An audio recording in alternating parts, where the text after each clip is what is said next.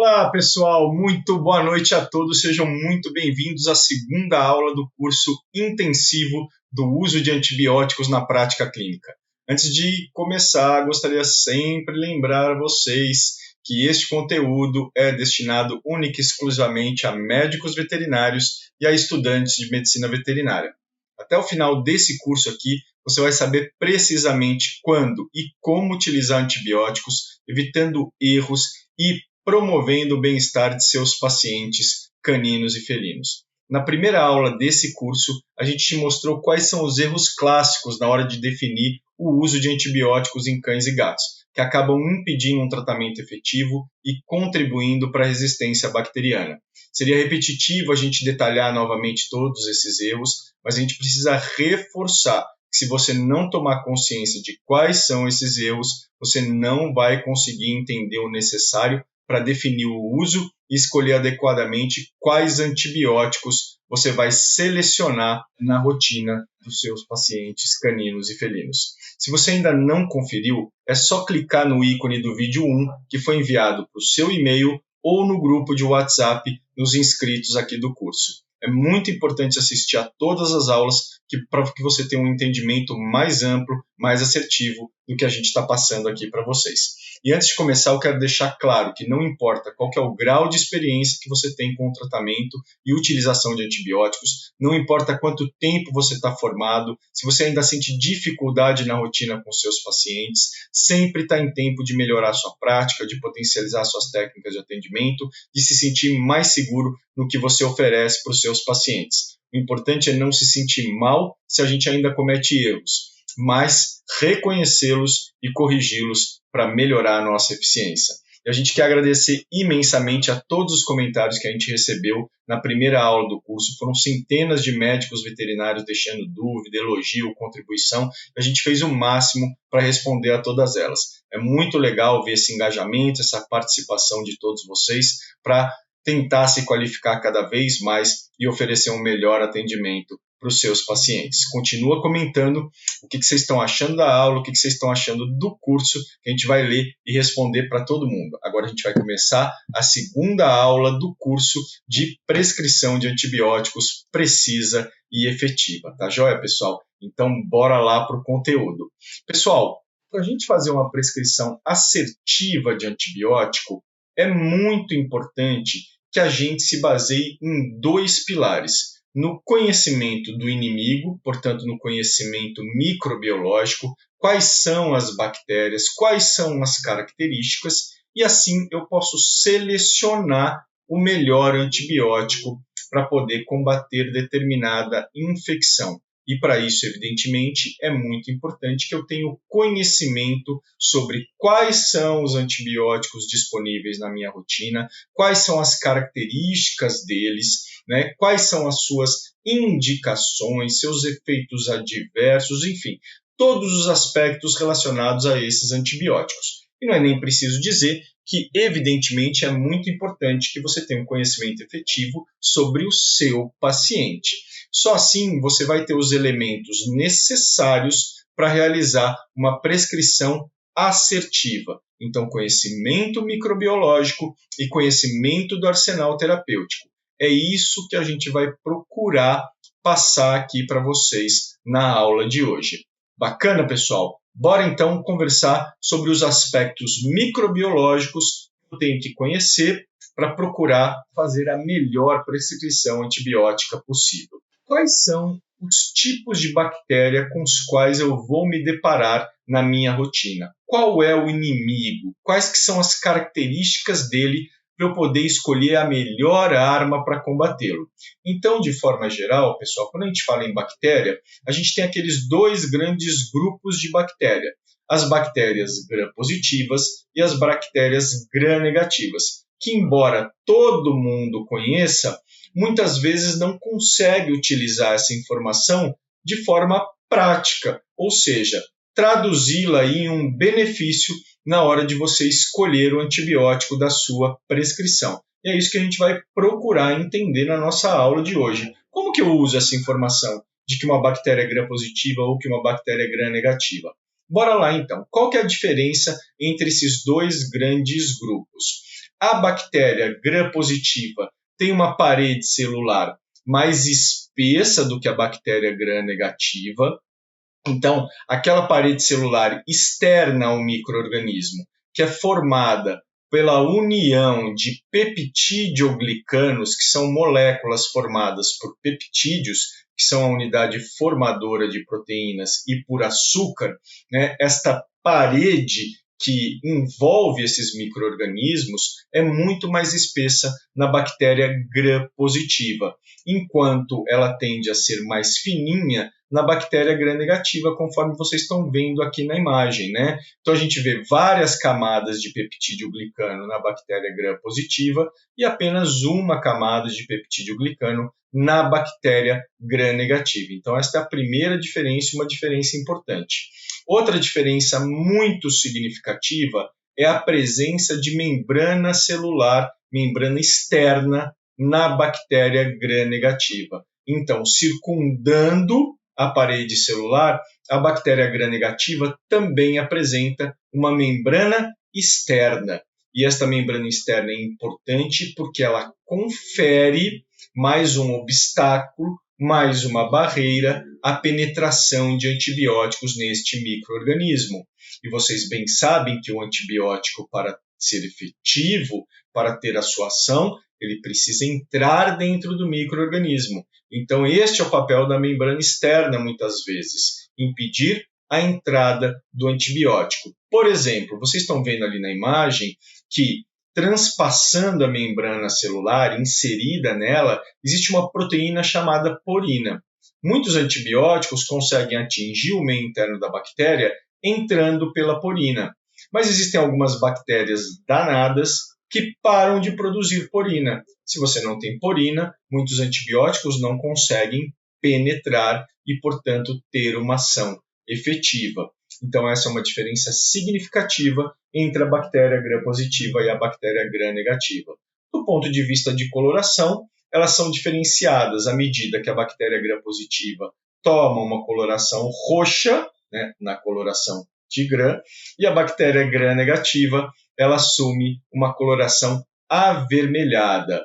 Ou seja, pessoal, existem diferenças morfológicas significativas que vão se traduzir aí a diferenças no perfil de suscetibilidade a antibióticos. A gente vai ver na aula de hoje que tem antibióticos que são mais apropriados para bactérias gram-positivas, enquanto outros antibióticos são mais apropriados para bactérias gram-negativas, e tem antibióticos que podem ser utilizados tanto para micro-organismos gram-positivos como para micro-organismos gram-negativos.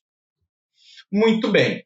Se eu estou falando de bactéria gram-positiva e gram-negativa, é importante que eu conheça quem que são esses personagens, quem que são essas bactérias gram-positivas e quem que são essas bactérias gram-negativas. Então, bora lá conhecê-las. Tanto bactérias gram-positivas como bactérias gram-negativas podem ser encontradas na forma de cocos e bastonete. Embora a gente associe frequentemente bactérias cocoides a micro-organismos gram-positivos, isso nem sempre é verdade. Existem cocos gram-negativos, assim como existem bastonetes gram-positivos, e a gente vai conhecê-los na aula de hoje.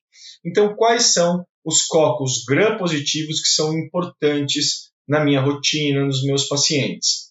Primeiro, estafilococcus. Muito importante. Por exemplo, Staphylococcus aureus, Staphylococcus pseudo-intermédios, que é o causador aí da maior parte das piodermites superficiais. E o Staphylococcus, pessoal, ele pode ter uma característica de coagulase positivo ou de coagulase negativo.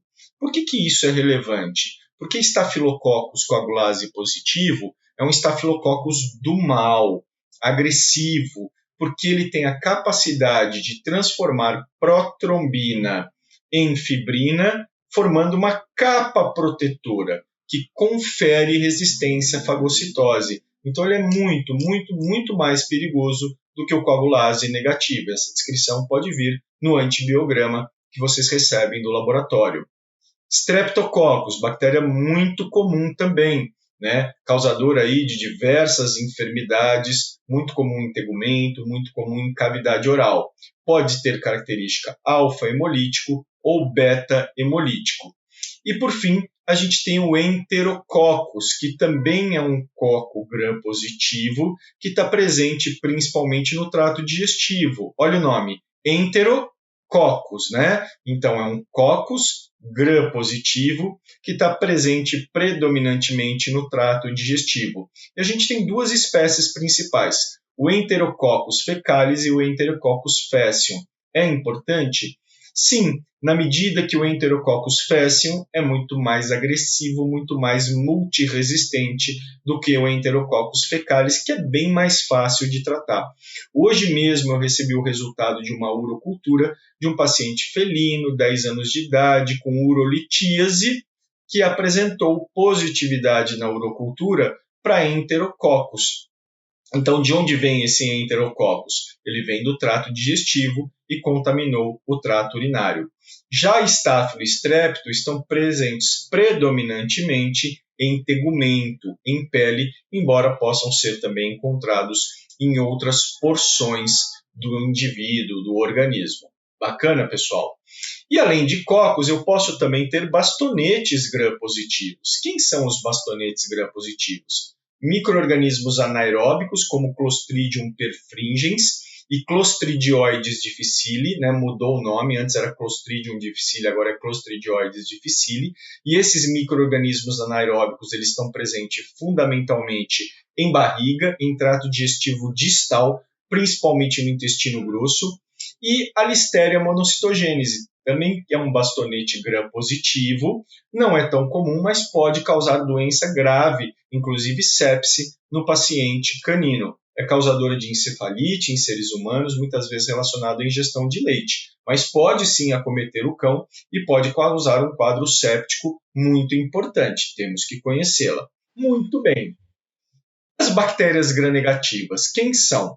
Também podem na forma de cocos, na forma de bastonete e também na forma de espiroqueta, conforme a gente vai ver agora.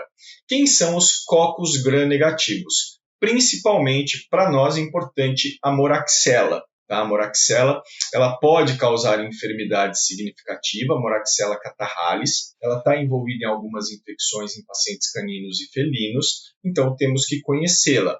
Outros cocos gram-negativos que são importantes para o ser humano, né, principalmente a Neisseria, que a gente conhece aí como gonococo ou como meningococo, para nós não são relevantes, tá bem? E nós temos então espiroquetas gram-negativas, muito importante. Quem? Leptospira, principalmente a leptospira, que pode causar doença grave, são muito sorovares, com manifestações clínicas muito distintas. Então, muito importante, né? Uma zoonose, causa doença humana também. A leptospira é um micro-organismo gram-negativo, tá? Uma espiroqueta gram-negativa. E a borrelia, importante também, não tão comum, né? Causadora de borreliose, que também temos que conhecê-la, tem significado na medicina veterinária. E as mais importantes bactérias gram-negativas são, sem dúvidas, aquelas na forma de bacilo, né, pessoal? Os nossos conhecidos bacilos entéricos, causadoras de uma infinidade, de uma miríade de enfermidades, presentes frequentemente no trato digestivo, mas também em outras localidades, incluem aí a Escherichia coli, Klebsiella pneumoniae, Salmonella, Shigella, Morganella, Yersinia, Serratia, Proteus, Providência, Citrobacter, Enterobacter e Pasteurella multocida. Então, são muitas bactérias, né, os bacilos gram-negativos, que podem causar uma infinidade de doenças tanto no trato digestivo, onde frequentemente elas se localizam, causando quadros de enterite, por exemplo, a salmonella, a própria Escherichia coli, até enfermidade em outros sistemas orgânicos, como, por exemplo, pielonefrite, né, cistite bacteriana, micro-organismo mais comum é a Escherichia coli. A gente pode ter quadro séptico por bactérias entéricas, né, que a gente chama de sepse gram-negativa. Então, são bactérias muito importantes, tá, que nós temos que conhecer.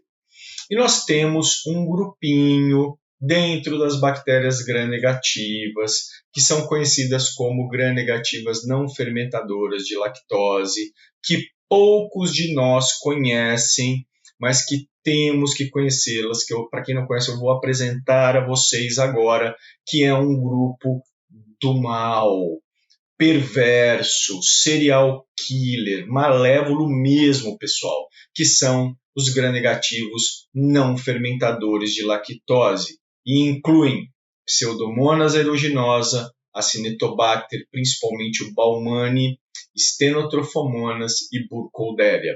Eu já tive a oportunidade de atender sepse com hemocultura positiva por todos esses micro-organismos, e sempre existe um padrão de multiresistência. Onde moram esses inimigos? Né? Onde moram essas bactérias?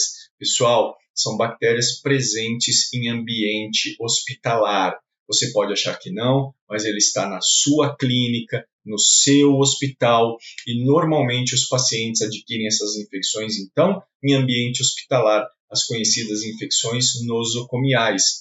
A gente acha que interna um paciente, passa sonda, passa catéter, passa central, abre barriga, né, cirurgia e etc., que tudo isso não vai ter consequência. Tem muita consequência, a gente esquece que esses pacientes se contaminam em ambiente hospitalar com essas bactérias. Então, muita atenção a esse grupo, tá? Frequentemente envolvidos em infecções nosocomiais, que são agressivos e muito graves. Bacana, pessoal? Maravilha! E para terminar, então, nosso grupo de bactérias, as bactérias atípicas, que muitos já ouviram falar, mas muitas vezes não conseguem relacionar bem de quem que a gente está falando, né? E por que elas são atípicas. Pessoal, micro-organismos atípicos são aqueles que não têm parede celular de peptídeo glicano. Então, qual que é a significância disso? Que antibióticos que atuam em parede celular, e vocês vão ver que são vários, que são os que a gente mais utiliza, não servem para esses micro-organismos. Então, quando eu suspeitar de infecção por bactéria atípica, eu não vou escolher antibiótico que age em parede celular. Quais são eles? Micoplasma, do papel do micoplasma na patogênese de enfermidades em cães e gatos ainda é discutível, mas alguns já são bem documentados como causadores de morbidade, né? Por exemplo, o micoplasma no paciente felino, causador de doença hemolítica. Quem mais? A Chlamydophila felis, que está envolvida muitas vezes em infecção ocular ou do trato respiratório superior de felinos, tá joia, pessoal? Então essas são as bactérias atípicas. Quando eu suspeito delas, eu vou ter que escolher uma classe de antibiótico que tem espectro para bactéria atípica. E para a gente terminar este primeiro bloco aqui, nosso primeiro pilar do conhecimento para poder fazer uma prescrição assertiva, algumas terminologias que pouco a gente fala na medicina veterinária, mas que é bacana você conhecer, que é AMP-C, ESBL e CRE. O que significa isso, professor? AMP-C é o nome de um gene bacteriano que produz enzimas que inativam antibióticos. E olha que interessante, esse gene, na maioria das vezes, ele é dormente e ele pode ser ativado, acordado pelo uso de antibióticos que agem em parede celular. Como assim, professor? Quando você usa um antibiótico que age em bactéria que tem parede celular, você degrada essa parede celular, você libera fragmentos de peptídeo glicano, esses fragmentos vão ter a capacidade de ativar o gene AMP-C. E essa bactéria passa, então, a produzir enzimas que inativam antibióticos que antes eram efetivos, tá? Esse gene chama AMP-C. E ESBL, professor, são enterobactérias produtoras de beta-lactamase de espectro estendido, portanto, altamente resistente a penicilinas e cefalosporinas, tá? E, por fim, CRE são enterobactérias produtoras de carbapenemase. Essas são filme de terror, porque elas são resistentes a todos os beta-lactâmicos, que a gente vai falar daqui a pouco. Penicilinas, cefalosporinas e carbapenêmicos, por exemplo, o meropenem. Bactéria complicada, multiresistente. Beleza, pessoal? Finalizamos, então, essa primeira parte, esse primeiro alicerce aí do nosso conhecimento para a prescrição de antibióticos, que é o conhecimento microbiológico. Pessoal, lógico que a intenção aqui não é esgotar o assunto, mas dar uma visão geral, panorâmica de quem que é o inimigo. E agora a gente vai ver as armas que a gente tem para procurar combater esse inimigo. Muito bem, pessoal, agora a gente vai conhecer quais que são os antibióticos que a gente tem à disposição para combater esses micro-organismos que a gente acabou de conhecer. Bora lá então, pessoal. Como eu disse anteriormente, o objetivo de mostrar para vocês os micro-organismos, as bactérias gram-positivas e gram-negativas, era traduzir isso numa informação prática. Por isso eu trouxe esse slide para vocês, para a gente procurar entender quais antibióticos têm um espectro gram-positivo, quais têm espectro gram-negativo e quais têm espectro tanto gram-positivo como gram-negativo, que eu posso usar em diversos tipos de infecção. Então, olha lá, quem são os antibióticos que são fundamentalmente gram-positivos? Principalmente as lincomicinas, e o que a gente mais usa é a clindamicina. Então, clinda, a gente já sabe, por exemplo, que não serve para gram-negativo entérico, não serve para eu tratar Escherichia coli, Klebsiella e assim por diante. Mas serve para eu tratar estáfilo, serve para eu tratar micro-organismos gram-positivos anaeróbicos, como, por exemplo, Clostridium, tá bem?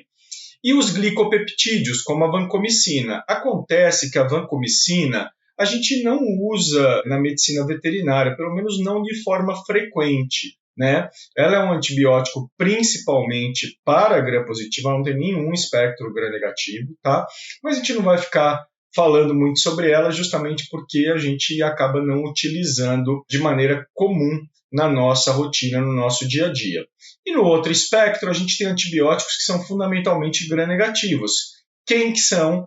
Quais são importantes? Aminoglicosídeos, como por exemplo a gentamicina, como por exemplo a amicacina, que tem espectro fundamentalmente gram-negativo. Eles até agem em gram-positivo, mas só quando associados em antibióticos que agem em parede celular. A gente não precisa desse nível de profundidade, tá? Mas guardem que são tipicamente de espectro gram-negativo.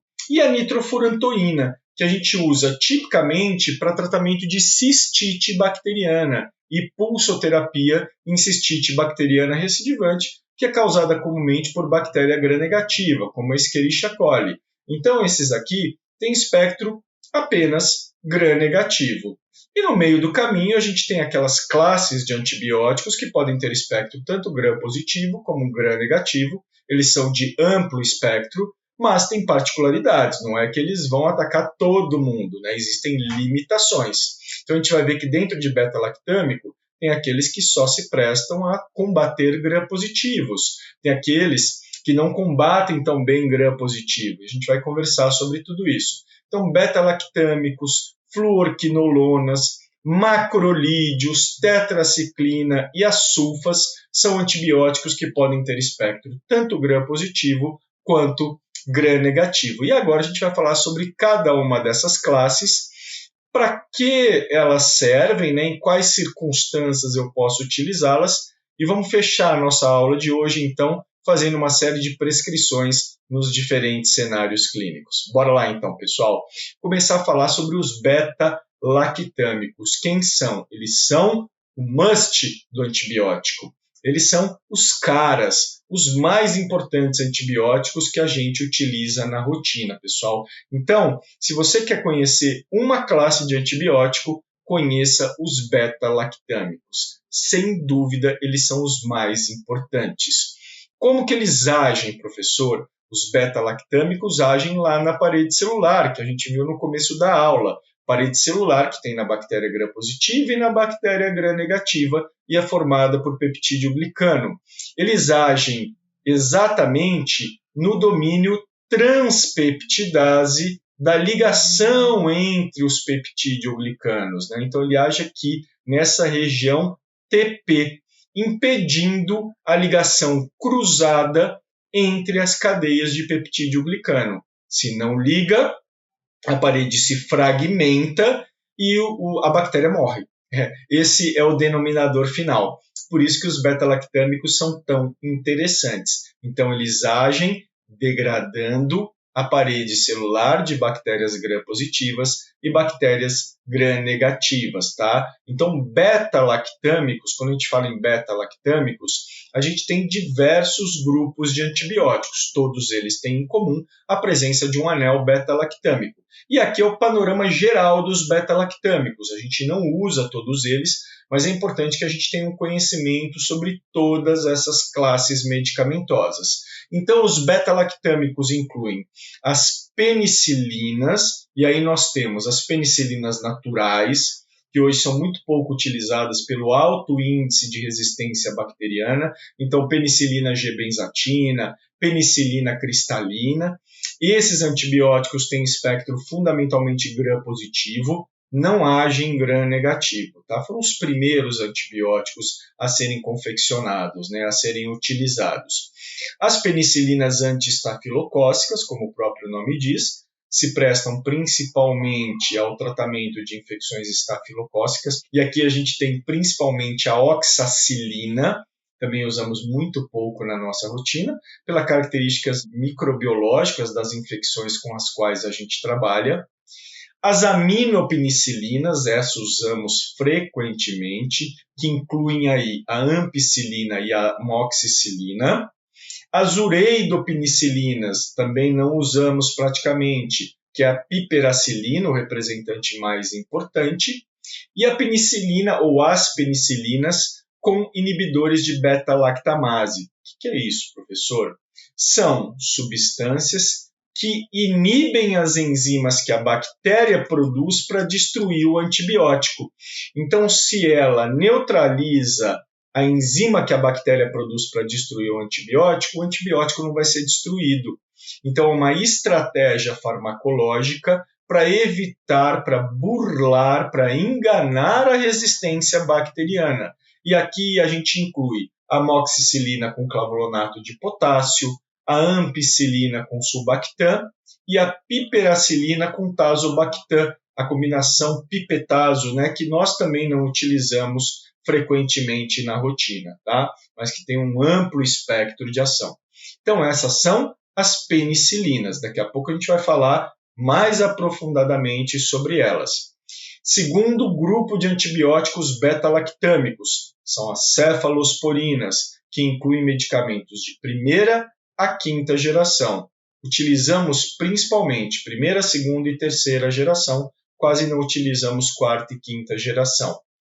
E terceiro grupo de antibióticos beta-lactâmicos são os carbapenêmicos, e aí incluímos o meropenem e o imipenem. O que mais utilizamos é o meropenem. Daqui a pouquinho a gente vai falar sobre cada um deles, tá? Fiquem tranquilos. E por fim, o último beta-lactâmico que a gente conhece, que são os monobactâmicos. Esse também praticamente não utilizamos, que é o Aztreonam, que é um beta-lactâmico fundamentalmente de espectro gram-negativo. Ele não pega gram-positivo de forma apropriada.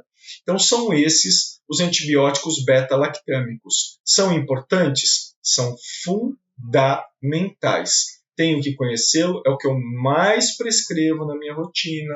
Então, eu tenho que conhecer esse grupo de antibióticos, quais as utilidades e quais as limitações. Então, vamos aprofundar um pouquinho mais nos beta-lactâmicos, começando aí com as penicilinas. Eu falei para vocês que as penicilinas naturais a gente praticamente não usa mais, né? Penicilina G-benzatina, penicilina procaína, pelo menos na clínica de cães e gatos, tá? Grandes animais ainda usa bastante. As penicilinas anti-estafilocócicas também não, mas a gente usa muito aminopenicilina. Quem são as aminopenicilinas? Amoxi e ampicilina. E a gente usa muito elas na forma potencializada, associadas a inibidores de beta-lactamase. Então, usamos muito a amoxicilina com clavulato de potássio. O clavulato é um inibidor de beta-lactamase, inibidor de enzima beta-lactamase, e o sulbactam, que vem com a ampicilina, né? Ampicilina mais sulbactam. Sulbactam também é um inibidor de beta-lactamase. Isso confere um espectro de ação ampliado às aminopenicilinas. Então, por exemplo, tem muita resistência no trato urinário para a amoxicilina, mas a amoxicilina com clavulato é o antibiótico de primeira linha para tratamento de infecções do trato urinário em cães. Maravilha, pessoal? Então, para que servem esses beta-lactâmicos, mais especificamente as aminopenicilinas e aminopenicilinas potencializadas? Amplo espectro, para tratar infecção respiratória, por exemplo, pneumonia, para tratar pele, para tratar infecção urinária, micro-organismos gram-negativos, no caso da pele que eu falei anteriormente, gram-positivo, infecções digestivas, tanto gram-positivo como negativo, a maioria é negativo. Então, são antibióticos multifacetados, servem para muita coisa, pessoal, e por isso que eles são muito importantes. E vai além. O perfil de efeito colateral é muito tolerável, né? Então, os efeitos colaterais são mínimos com os antibióticos beta-lactâmicos, mais especificamente aqui falando das aminopenicilinas. Então, eles são bons demais, tá? Preço acessível, tá? Também é bom dizer isso. No final da aula a gente vai falar um pouquinho mais sobre essa questão de custo de tratamento também. Maravilha, pessoal? O que mais de beta-lactâmico? O que eu realmente uso na rotina? Cefalosporina. E aqui eu vou me ater principalmente às cefalosporinas de primeira, segunda e terceira geração. Céfalo de primeira geração. Quem são? Vamos apresentá-las. Cefalexina, representante maior, né? O mais conhecido aí dos fármacos da cefalosporina de primeira geração. Mas também temos a cefadroxila, também temos a cefalotina, que é intravenosa, e a cefazolina, que também é intravenosa, a gente usa mais em ambiente hospitalar. Céfalo de primeira geração tem espectro fundamentalmente gram positivo, não pega gram negativo. Não é que não pega, pega mal, tá? Pode até pegar, mas pega mal, tá bem? Céfalo de segunda geração. Mas, professor, o que acontece na de segunda geração em relação à primeira? Presta atenção. Conforme a gente vai avançando nas gerações, aumenta o espectro gram-negativo. Por outro lado, diminui o espectro gram-positivo. Então, você tem um menor espectro gram-positivo conforme você avança nas gerações de cefalosporina, mas você ganha muito no espectro gram-negativo. Quem são as cefalosporinas de segunda geração? Cefaclor e cefuroxima são os que a gente mais utiliza. Esses antibióticos, né, esse grupo de antibióticos, as céfalos de segunda geração, não pegam pseudomonas, que é uma bactéria que a gente viu lá, fermentadora, né, que a gente viu anteriormente, que são do mal, aquele grupinho ali, que a gente tem que tomar muito cuidado. Então, não pega pseudomonas. Beleza, pessoal? Mas pega mais gram-negativo que primeira geração. E, por fim, as céfalos de terceira geração, que a gente usa muito frequentemente, como, por exemplo, ceftriaxona, a cefovecina, né, o nome comercial é Convenia, cefpodoxime, que a gente tem uma versão agora em comprimido. Todas elas são cefalosporinas de terceira geração. São antibióticos de amplo espectro, com excelente cobertura gram-negativas e que tratam pseudomonas, tá? Não é que não pode ter resistência, pode, mas pode pegar pseudomonas. Então, exemplos de utilização, né? Muito amplo, mas a gente pode utilizar para tratar infecção do trato urinário superior, como, por exemplo, pielonefrite, tratamento de sepse de foco entérico, né? Então, o animal está séptico e o foco é barriga, então veio bactéria gram-negativa, entre muitas outras possibilidades. Pneumonias também podem ser tratadas com cefalosporinas de terceira geração. E piodermites, não. Piodermites a gente conversa no final da aula, mas não, tá bom? Vamos em frente. Cefalosporinas de quarta e quinta geração, não vamos aprofundar, não utilizamos com frequência, tá, na medicina veterinária. Só para fazer um adendo aqui, cefalosporinas de quinta geração pegam estafilococos que são resistentes à meticilina. É um grupo de bactérias estafilocócicas que são resistentes a todos os beta-lactâmicos, mas céfalo de quinta geração pode pegar. Tá? Então é útil, às vezes a gente se depara com bactérias estafilocócicas resistentes à meticilina, por exemplo, na própria pele, né? E aí uma opção é uma cefalosporina de quinta geração, mas é muito reservada, tá, pessoal? São antibióticos nobres que têm indicações muito específicas. E para a gente finalizar, então, os beta-lactâmicos, vamos falar dos carbapenêmicos, né? Que também não devemos utilizar indiscriminadamente. Nenhum deve utilizar indiscriminadamente, né? Sempre com indicação. Mas o carbapenêmico é um antibiótico de amplo espectro, nobre, com bem menos resistência, né? Mas tem resistência. Lembra que eu apresentei para vocês lá o CRE, né?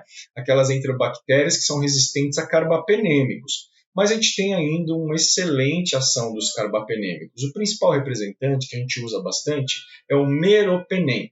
É um antibiótico de amplo espectro e que eu particularmente reservo para infecções respiratórias graves, né, com risco de vida, por exemplo, respiratória, né, uma pneumonia gravíssima, por exemplo, né, com dessaturação, animal grave, é uma opção.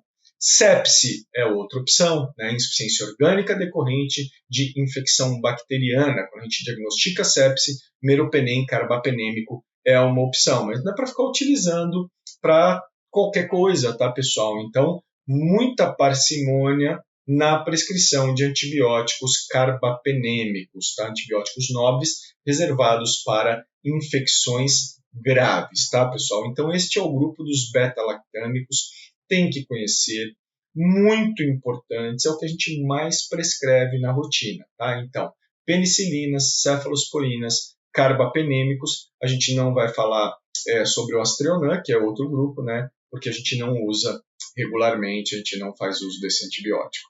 Pessoal, agora a gente vai falar sobre as quinolonas ou fluorquinolonas. É mais fácil falar quinolona, né? Então não vou ficar falando fluorquinolona, tá?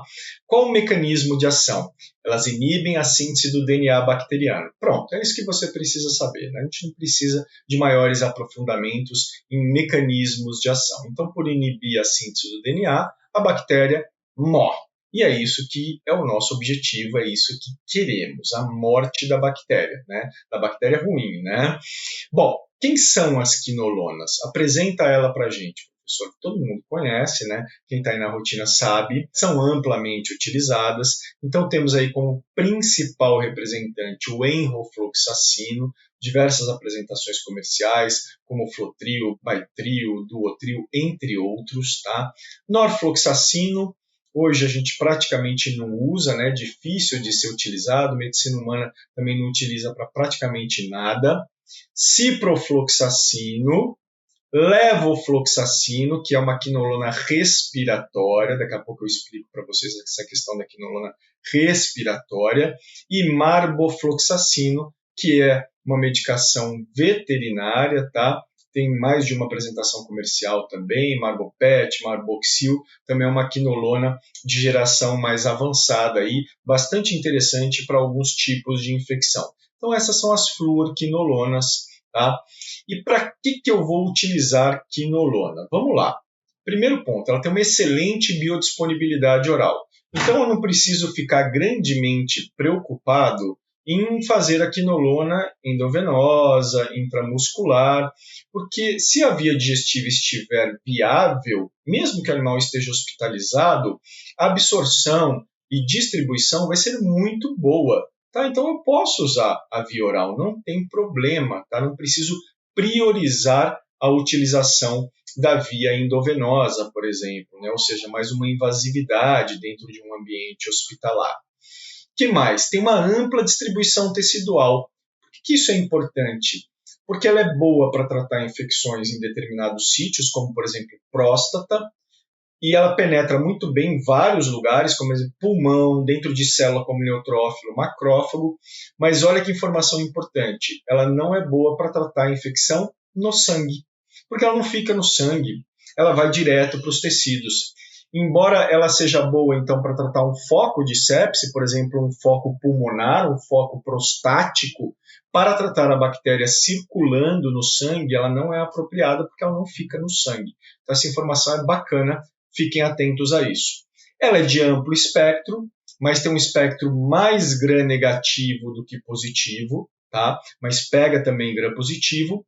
E temos, então, as quinolonas respiratórias, que justamente a informação sobre ela é nessa questão de espectro bacteriano. Tá? Por que ela é respiratória? Porque ela pega bem germes que causam infecções respiratórias em seres humanos, principalmente Streptococcus, mas pega estáfilo também. A maioria das pneumonias em seres humanos é causada por Streptococcus pneumoniae. Então, quinolona respiratória pega a bactéria gram-positiva muito bem, ao contrário de outras quinolonas que pega gram-positivo, mas não tão bem quanto essas, pega mais gram-negativo. Tá bem, pessoal? Então essas são as características das quinolonas. A próxima classe de antibióticos sobre a qual a gente vai conversar é a classe dos macrolídeos. Como é que eles agem, professor? O mecanismo de ação é devido à inibição da síntese proteica.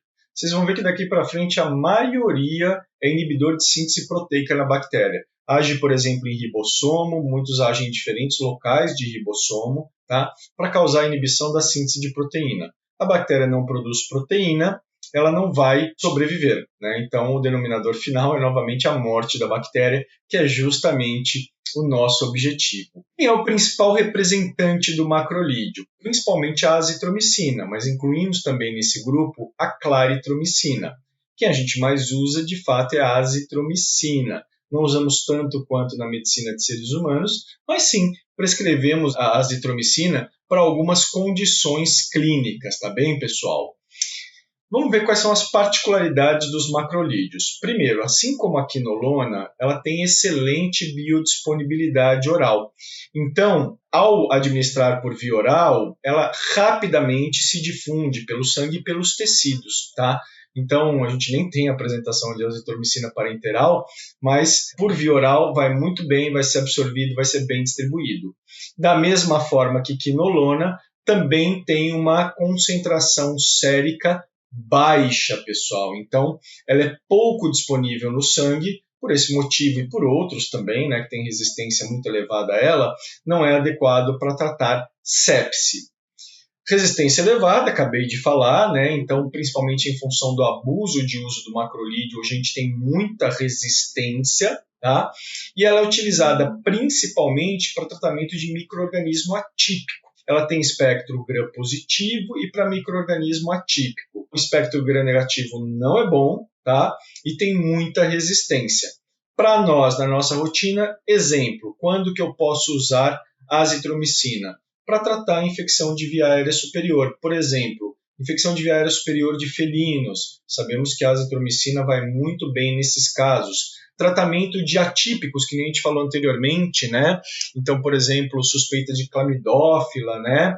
Ou mesmo bordetela, a gente pode usar também a azitromicina, não é a primeira escolha, mas é uma opção também. Mas as utilizações são limitadas, não são tão amplas, tá, pessoal? Eu mesmo utilizo pouco a azitromicina. Talvez, assim, a principal vantagem da azitromicina, quando a gente fala de prática clínica, é a posologia atrativa, né? Gato, por exemplo, a gente aplica doses intervaladas, né? Muitas vezes até a cada 48 horas, e isso pode ser muito útil num paciente onde seja difícil administrar medicação. E o período de utilização também é bastante curto, muitas vezes entre 3 a 5 dias. Tetraciclinas, muito utilizadas, né? Vocês sabem de quem eu estou falando. Mecanismo de ação, inibição de síntese proteica. Então, também vai agir no ribossomo bacteriano, também vai inibir síntese de proteína, também vai matar a bactéria. Quem são os representantes das tetraciclinas? A própria tetraciclina, que hoje eu não lembro a última vez que eu utilizei tetraciclina, muito pouco utilizado, e a nossa querida doxiciclina, amplamente utilizada para tudo, né, pessoal? Fazendo até um adendo aqui, tá, pessoal, que eu não falei para vocês nas quinolonas, hoje a gente tem muita resistência à quinolona justamente pelo uso indiscriminado, né? Foi muito utilizado e ainda é para muita coisa em que não havia necessidade, né? Eu costumo brincar que quando eu me formei, o cachorro que entrava na clínica usava-se quinolona de câncer à unha encravada, qualquer coisa. E isso tem um preço, né? Hoje a gente tem muita resistência de micro-organismos gram-negativos à quinolona. E a gente está indo pelo mesmo caminho com tetraciclina, pelo abuso do uso da doxiciclina, né? Então, no caso da doxiciclina, parece que qualquer alteração hematológica é deficiência de doxiciclina. Então, é prescrito para esses pacientes, né? Brincadeiras à parte, é com a intenção de tratar uma possível hemoparasitose, mas muitas vezes sem o diagnóstico apropriado, né? Sem características clínicas que realmente caracterizem uma hemoparasitose. Então, é bem provável aí que a gente vai ter problemas de resistência, importante já tem, na verdade, né? Para vários micro-organismos com a doxiciclina. Ela é amplamente utilizada, então, pelos motivos que eu acabei de falar. É extremamente útil no tratamento de hemoparasitoses. A erliquiose, que é uma riqueza, é um antibiótico de primeira linha, né? Não tem outro que seja tão efetivo quanto a doxiciclina. Então, para qualquer tipo de erliquia, é a primeira linha de tratamento. Mas também a primeira linha de tratamento para leptospirose, que vimos que é uma espiroqueta gram-negativa, é a primeira linha na medicina humana e na medicina veterinária. Para o tratamento de brucelose também pode ser utilizado, uma infecção mais rara, né? A gente não atende todos os dias, toda semana a brucelose, mas também pode ser utilizado doxiciclina. E é a primeira linha para o tratamento de bordetella, micro-organismo causador de traqueobronquite infecciosa, tosse arrastada, né? Então, é bem importante, é muito efetivo, né? Mais efetivo, na minha opinião, do que beta-lactâmico. Então, é bem útil no tratamento desta condição.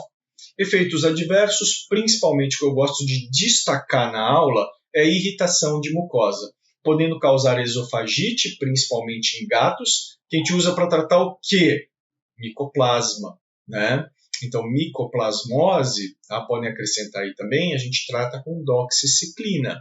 Então, se ficar preso no esôfago, causa esofagite. Eu já tive 2 pacientes que tiveram nasofaringite obstrutiva, porque ao enfiar na goela do animal o comprimido, ele pode fazer uma via falsa e vir parar aqui em cima no nariz e causa uma irritação terrível com necrose, com fibrose desta região. Então, atenção à irritação de mucosas causadas pelas tetraciclinas, mais especificamente pela doxiciclina. Aminoglicosídeos. Adoro, pessoal. Aminoglicosídeo é demonizado na graduação. Todo mundo fica morrendo de medo de aminoglicosídeo, quando na verdade ele é um antibiótico extremamente útil e a gente vai ver para quê. Como que ele age? Mesma coisa. Inibe síntese proteica de bactéria, portanto a bactéria morre. Então já vimos aí macrolídeo, tetraciclina, aminoglicosídeo agem de forma semelhante em sítios diferentes, é bom que se diga, para inibição de síntese proteica bacteriana. Bom, o que são os aminoglicosídeos? Genta, gentamicina, amicacina, né, genta para os íntimos, tobramicina e neomicina. Tobramicina a gente usa principalmente colírio, neomicina tem na forma de pomada, né? Mas os mais importantes aqui que eu gostaria de chamar a atenção, o mais importante, é a gentamicina. E eu falei para vocês no começo da aula, quando eu mostrei aquele slide, né, com aquela barra gram-positivo, gram-negativo, que a aminoglicosídeo está para a direita. Ele pega só gram-negativo. Então eu vou usar quando? Suspeita de infecção gram-negativa. Tá? Ele não atinge concentrações apropriadas no sistema nervoso, então não uso para tratar encefalite, por exemplo, bacteriana. Não atinge boas concentrações nas secreções bronquiais, embora ele penetre no parênquima pulmonar inflamado. Ele é concentração dependente. O que significa isso? Você não precisa da gentamicina de 8 em 8 horas, de 12 em 12 horas. É uma vez por dia. Tá? A concentração maior, uma vez por dia. E é muito útil em sepse gram-negativa. Então, toda vez que eu suspeito de uma sepse gram-negativa, se a função renal é preservada, eu prescrevo aminoglicosídeo, eu prescrevo gentamicina. Sou fã de gentamicina, tá? Só ter cuidado com a função renal, vamos falar.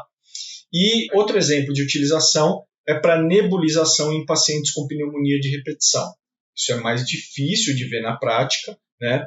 Mas eu particularmente como trabalho, né, como milito na área de medicina respiratória, é uma utilização. Pode ser usado também para tratar bordetella por nebulização, tá? É tão bom quanto a doxiciclina, mas eu acho mais trabalhoso, por isso que eu não prescrevo, mas é eficaz, tá bem?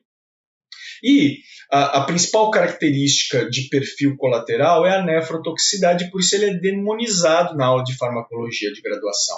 Né? Genta é nefrotóxico. Nossa, não pode usar. Não, pessoal, senão ela nem existia. Então, ele é bem tolerado desde que o paciente esteja hidratado. Tá? 5 a 7 dias de uso vai muito bem. Recomendo. Seguindo aí nas classes farmacológicas, sulfa também foi muito utilizado no passado, ainda tem muita utilidade, né? O que a gente mais usa é a sulfametoxazol com trimetoprim.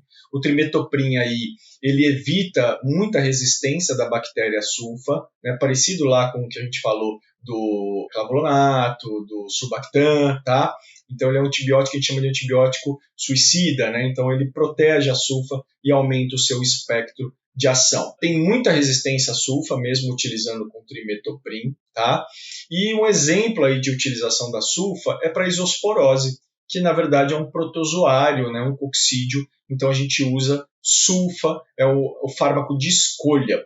Lembra que eu mostrei aquelas bactérias do mal também, aquelas lá que eu falei que é o grupo pior, malévolo, lá do Negro da Força? Então, lá tem uma bactéria que chama Stenotrophomonas, que ela só é acessível a sulfa e levo, tá? Levofloxacino. Então fica aí o recado, porque tem em cão, causa sepse, tá? E só sulfa e levo que pega essa bactéria. Tá bem, pessoal?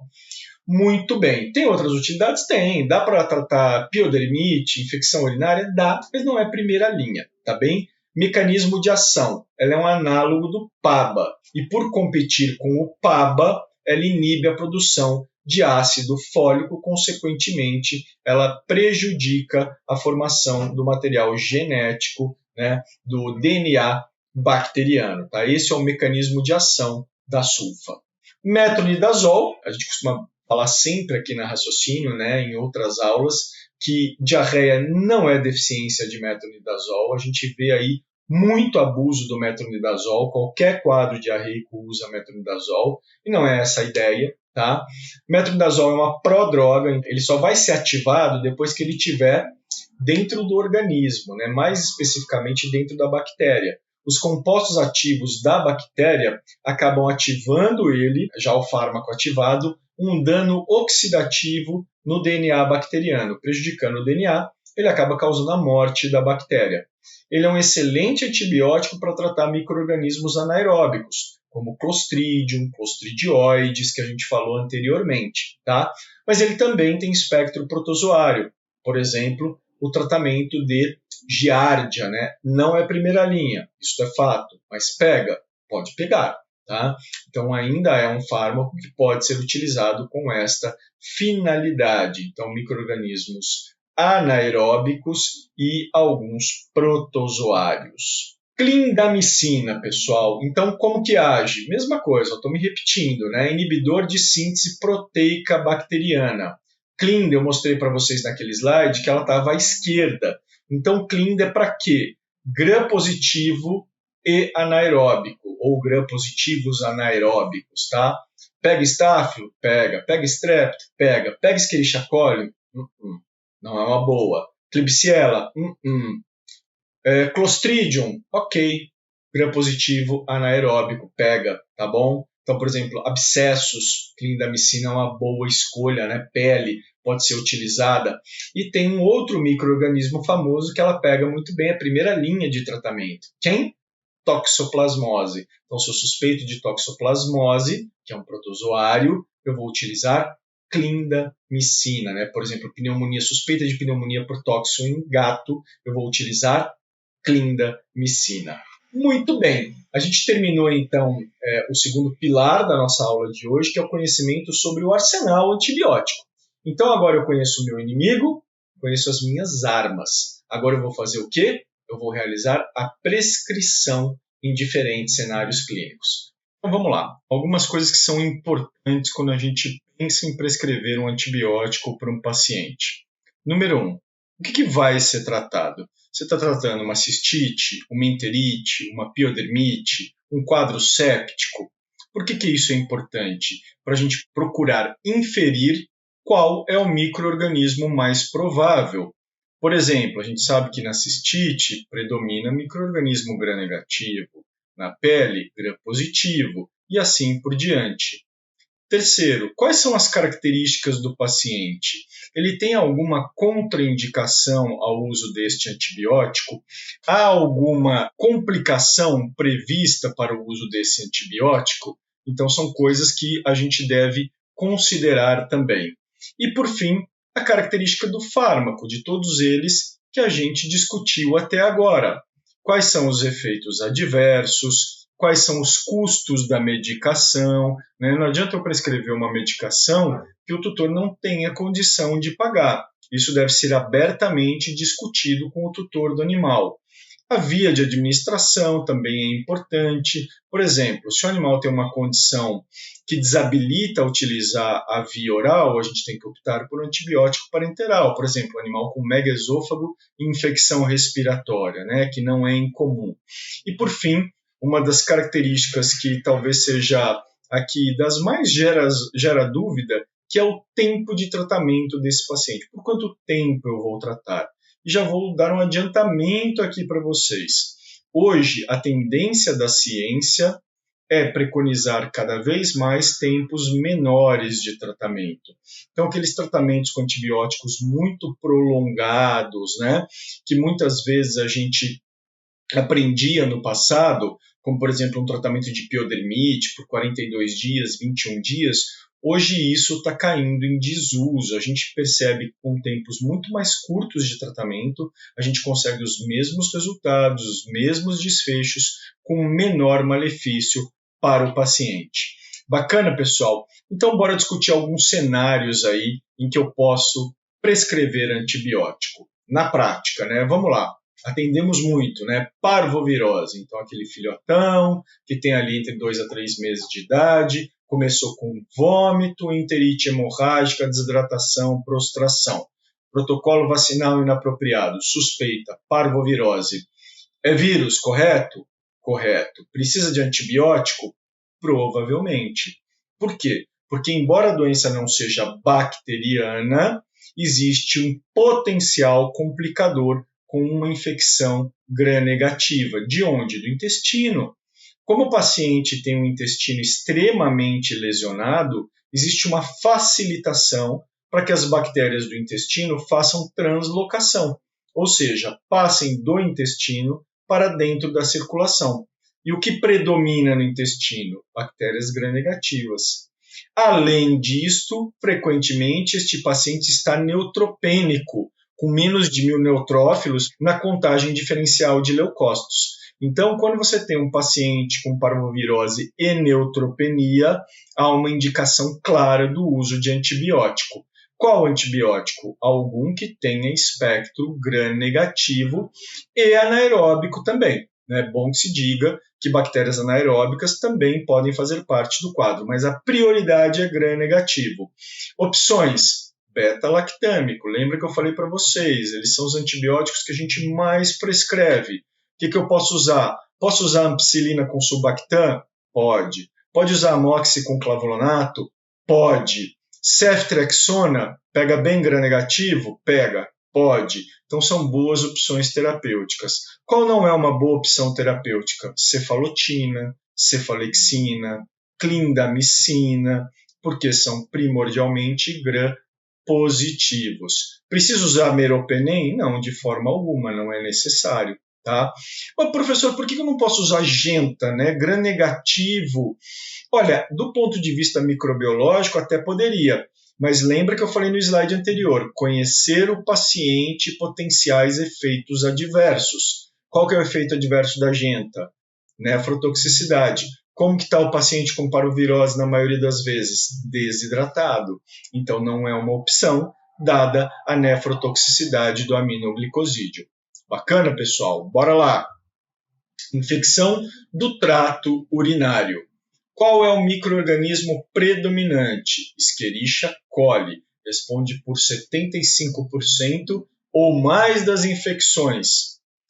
Qual é a categoria, qual a classe da Escherichia coli? É um micro-organismo gram-negativo. Então, eu tenho que usar antibióticos que têm um espectro gram-negativo. Primeira escolha, amoxi com clavulato.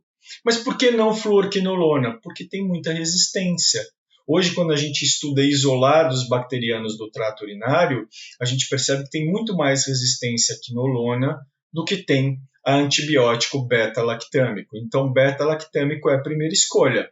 Ceftriaxona é uma boa? Não. Não há necessidade de ceftriaxona, além de ser um antibiótico endovenoso, para tratamento, por exemplo, de uma cistite. E se for pielonefrite? Pielonefrite, ok. Se você estiver tratando uma pielonefrite, ceftriaxona, primeira linha de tratamento. Também é na medicina humana. Posso usar levofloxacino? Pode. É uma opção. Cipro? Pode. Para pielonefrite, tá? Cistite, Não, tá bem? Perfeito, pessoal? Então percebam que se a gente sabe o que a gente está tratando e qual que é o provável micro-organismo, e a gente sabe as características do paciente, do medicamento, a gente consegue fazer a prescrição mais apropriada. E é bom que se diga, hein, pessoal, eu estou falando de prescrição empírica. A gente não vai deixar de colher cultura, porque pode vir um micro-organismo imprevisível. Eu estou achando que é Escherichia, mas de repente é um estáfilo, é um enterococo, como eu falei anteriormente no meu paciente felino, né? Piodermite superficial. Qual é o micro-organismo? É Staphylococcus pseudointermédio. Sempre, sempre. Superficial sempre é. Profunda é diferente, pode ter envolvimento gram-negativo. Qual que é a classificação? É um micro-organismo gram-positivo. Tá? Então, qual antibiótico eu vou utilizar? Aquele que tem espectro gram-positivo. Qual? O que é mais efetivo, que tem maior sensibilidade, que é cefalosporina de primeira geração. Cefalexina na cabeça. Toda piodermite eu preciso dar antibiótico? Não. Você pode tratar piodermite com produto tópico, clorexidine, né, por exemplo, peróxido de benzoíla, mas tem casos, pessoal, em que não dá para abrir mão do antibiótico oral. Como é que você dá banho com clorexidine num Sharpei 3, 4 vezes por semana? É virtualmente impossível. E a gente percebe que uma infecção, uma piodermite superficial mais intensa, você tem que lançar mão do antibiótico. Não tem como. Preciso dar 42 dias, que nem eu aprendi na faculdade? Nunca, isso é um absurdo. 21, tão pouco. Hoje eu prescrevo entre 7 e 10 dias para a maioria dos casos. Muito raro eu prescrever por 14. Tá bem? Professor, e a cefalvecina, né, o Convênia? Pessoal, conversamos no começo da aula. Ele é uma céfalo de terceira geração. Lembra? Ganha gram-negativo, perde gram-positivo. Se o micro-organismo principal é o gram-positivo, por que eu vou trocar a cefalosporina de primeira por de terceira? Não faz sentido. Eu vou usar um antibiótico com um espectro muito maior, desnecessariamente, e vou predispor ainda a uma pressão de seleção de bactéria resistente. Tá?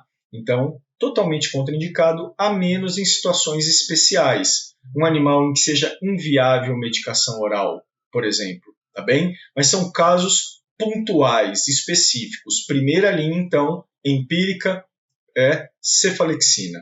Perfeito, pessoal? Complexo respiratório felino, outro exemplo, doença viral, correto? Na maioria das vezes, viral, causada por calicivírus felino, ou herpes vírus felino. Mas, boa parte das vezes, ocorre infecção bacteriana oportunista. Então, aquele animal que não está respondendo bem, muito secretivo, né? Secreção purulenta, profusa, existe indicação de antibiótico. Qual que é a microbiota do nariz? É extremamente diversa, mas com uma grande predominância de gram-positivos. O que eu posso escolher? Amoxicilina simples ou com clavulato. Posso escolher a azitromicina, né, perfil de administração muito atrativo, poucos dias de administração para o paciente felino, isso é ótimo. Doxiciclina é uma boa escolha porque pega bordetela que pode estar envolvido. Os trabalhos mostram que entre esses antibióticos a efetividade é muito semelhante, então você pode escolher qualquer um deles para tratamento de IVA de felino, infecção de via aérea superior de felino. Beleza, pessoal? Então são opções empíricas. Vou fazer cultura? Não, porque cultura de superfície mucosa contaminada não é confiável, tá? Então não é recomendado cultura. Aqui é antibiótico empírico mesmo. Pneumonia bacteriana, pessoal. Qual que é o micro-organismo predominante? Não tem. A gente tem de tudo na pneumonia bacteriana. Pode ter estáfilo, pode ter estrepto, pode ter pseudomonas, pode ter E. coli, pode ter pasteurella. Então, a diversidade de micro-organismos é muito grande. E a gente está falando aqui de um órgão vital, que é pulmão. Então, não tem como escapar de uma cobertura de amplo espectro para pneumonias bacterianas. Tá? Porque, diferente, por exemplo, de uma cistite, onde, mesmo que eu errar o antibiótico, o curso é benigno, na pneumonia bacteriana, se eu não fizer uma cobertura de amplo espectro e não pegar a bactéria que está causando o problema, um efeito colateral desinteressante é a morte do paciente. Então eu tenho que ser mais agressivo na pneumonia bacteriana, não tem como, tá? Dado o risco de vida por ser um órgão vital. Então o que eu vou entrar? Antibiótico de amplo, aminopenicilina potencializada, amoxiclavulato, ótima escolha, tá? Mas eu tenho outras, por exemplo, paciente internado, ceftriaxona, ótima opção, pega gram positivo, pega gram negativo, e frequentemente eu associo gentamicina para ampliar o espectro gram negativo. Outra opção, carbapenêmico, né? Pneumonia grave com risco de vida, meropenem por ter menor resistência a este fármaco, a gente também utiliza, tá? São alguns exemplos, tem outras possibilidades também, não é? Mas o que você tem que ter em mente é que o padrão de micro-organismos é imprevisível e existe um risco de vida imediato. Por isso que a gente não pode ser tão conservador, né, na prescrição de antibiótico da pneumonia. Claro, tem características e características clínicas. Paciente muito grave e paciente que está ok com pneumonia, que você pode ser mais conservador. Peritonite, frequente na rotina. De onde vem normalmente a bactéria da peritonite? Trato digestivo, na imensa maioria das vezes. Então eu vou pensar em quê? Gram negativo e anaeróbico, principalmente, tá? Claro, peritonite, abordagem cirúrgica é mandatória, tá? Só tratei 2 casos até hoje de peritonite sem exploração cirúrgica, mas que foram contaminações de quadros acíticos, tá? Na maioria das vezes é cirurgia, mas junto com a cirurgia temos que prescrever um antibiótico. Gram negativo anaeróbico, o que eu posso passar? Uma opção boa, ceftriaxona com metronidazol. Posso usar genta? Pode usar genta, mas genta não pega anaeróbico, aí tem que ampliar com metronidazol também.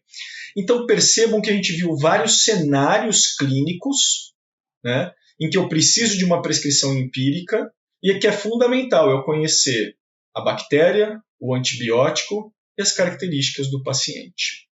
Maravilha, pessoal? Suspeita de sepse, né? Se eu tenho um animal em que eu tenho critérios clínicos que me levam a suspeitar de sepse, quais critérios? A gente usa alguns critérios, né? Por exemplo, SOFA, QuickSOFA, né? Tem vários conjuntos de critérios que podem ser utilizados. Mas se eu suspeito de sepse naquele paciente, objetivo inicial, tentar determinar o foco de origem, né?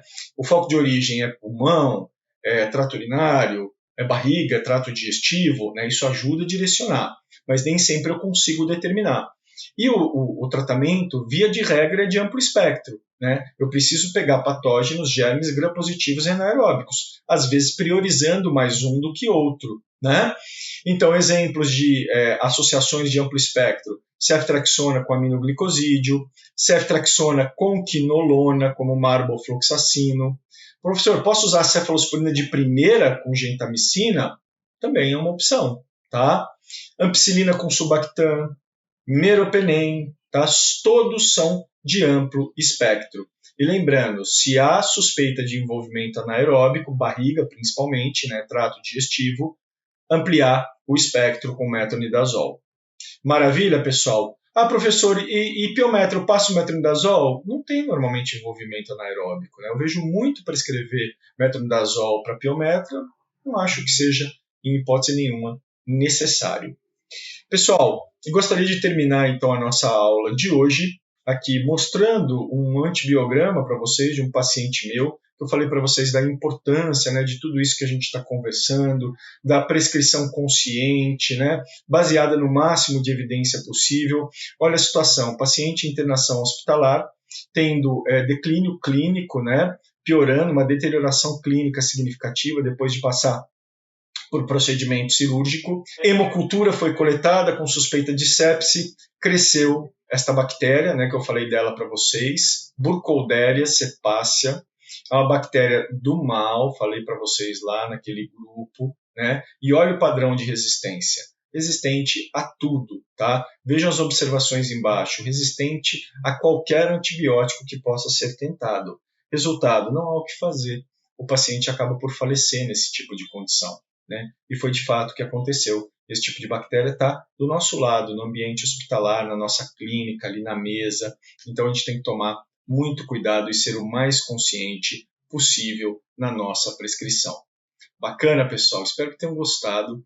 Eu vou pedir um minutinho da atenção de vocês, tá? Eu gostaria, evidentemente, de aprofundar muito mais aqui sobre esse assunto, sobre o antibiótico, mas aqui a gente não tem tempo, né? Esses aprofundamentos normalmente são feitos nos nossos cursos, né, pós-graduação, de terapêutica. Eu gostaria que vocês justamente ouvissem um minutinho a declaração de uma das nossas alunas sobre a nossa metodologia de ensino, sobre o que é ser um aluno da Raciocínio Clínico Veterinário.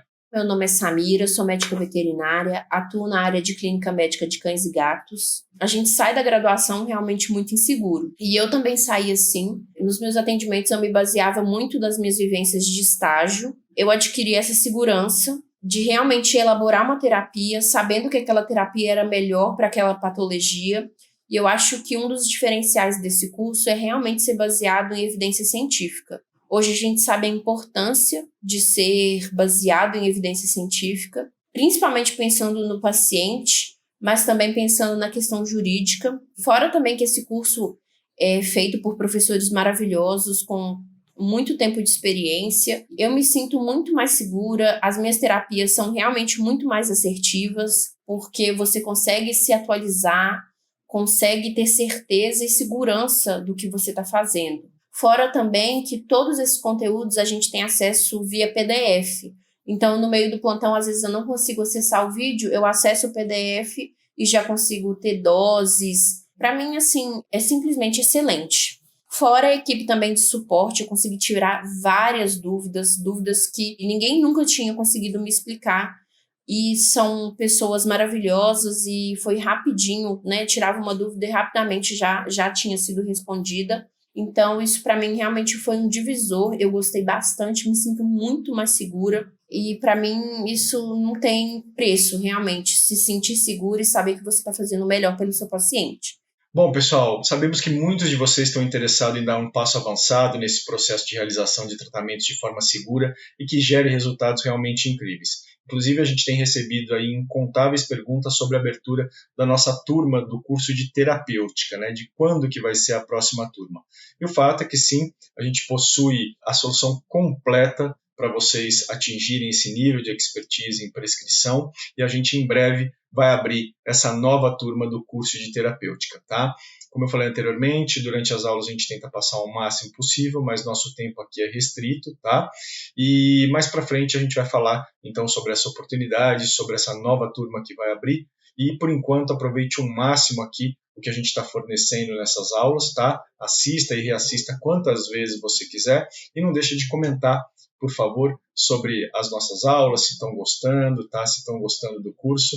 E estou te esperando amanhã, nós estamos te esperando na terceira aula do curso com a professora Helena, para você poder dominar a terapêutica de prescrição antibiótica na clínica de cães e gatos. E amanhã tem presente especial para quem estiver presente. Tá joia, pessoal? Então, até lá. Muito obrigado pela atenção. Beijão. Tchau, tchau.